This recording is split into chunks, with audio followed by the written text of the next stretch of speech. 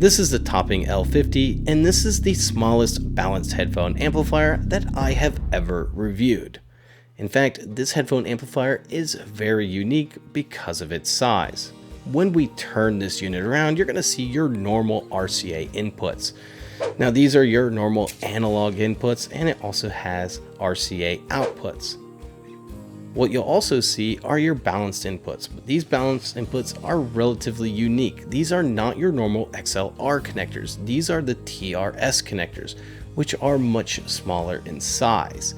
Now I say that's unique because not very many units like DACs and other amplifiers use the TRS connector. In fact, even Topping's DACs use the much more common XLR connector. So although this makes this unit much more compact and easier to place, it also makes hooking it up a little bit more challenging.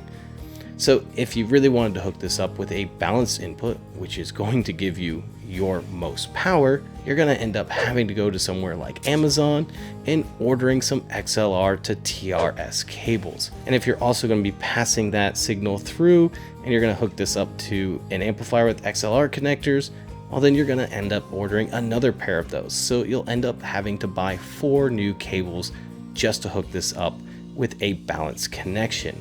Now the balanced connection is, like I said, going to give you the most amount of power. And the wattage is a very impressive 3.4 watts or 3400 milliwatts at 16 ohms. Even at 600 ohms, it's a respectable 290 milliwatts. And although this thing is very powerful, it's also quite simplistic. When you turn it around the front, you're just going to see a couple things. You're going to see an analog volume control, which I appreciate because I always know where my volume is based off that little white dot that they put on the dial. You're also going to see 2 toggle switches, one that turns it off, switches it to balanced, and switches it to your RCA. Now the last switch has to do with your gain of low, medium, and high. There are 2 ways to hook up your headphones. You can hook them up with a 1/4 inch jack. This does come with a 3.5 millimeter to 1/4 inch jack for those that only have your 3.5 millimeter headphones. And of course, it also has a balanced output for your headphones as well. Now, the only other things that you might want to know about this unit is that it does use a 15-volt power supply and has an upgradable firmware via a USB-C cable, which does not come with the unit, but it's pretty standard. Now the real question about this is, how does the Topping sound?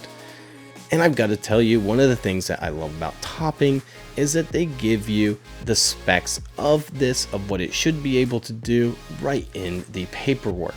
And you can see that it is a very linear headphone amplifier, and that has been proven true in my tests as well while listening to it.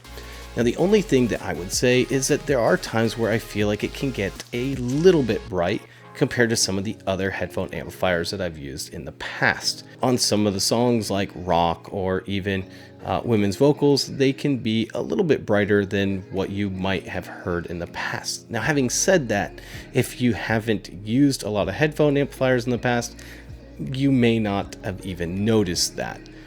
But if you're relatively used to like a tube amplifier or really like that type of sound, then you're going to want to either get like a tube preamp, or you're going to want to get something like that SMSL DAC that I've recently reviewed that allows you to actually change the sound signature of this amplifier. Honestly though, I think that most people would not mind it, and I think some people will actually find it very pleasing sounding. It does kind of bring out some details that you might not otherwise hear. Now the real question is, how do I think it compares to some of the other headphone amplifiers that I have tested? Now I'm going to go ahead and take a look at this webpage. Now this page is also saved on my website, toidsdiyaudio.com, so make sure to bookmark that if you want to see this when it gets updated, and it will be getting updated just later today. If you notice, right now, I think I would put this right between the SMSL and the Savage. It is not as good as the SMSL, but I do think it's better than the Savage. So for me, that's where the Topping goes. Now here's the real kicker. I have another video coming out just a few hours, so you're gonna wanna make sure to watch that. That's another headphone amplifier, and it's also a built-in DAC. you're going to want to see this because it's a tube amplifier, and we're going to want to see if it beats the topping and stays above, or does the topping stay in second place. Make sure to subscribe to the channel and ring that bell so that you get notification when that video comes out. If you enjoyed this, make sure to like it. This is Toyd's DIY Audio, and I'm out.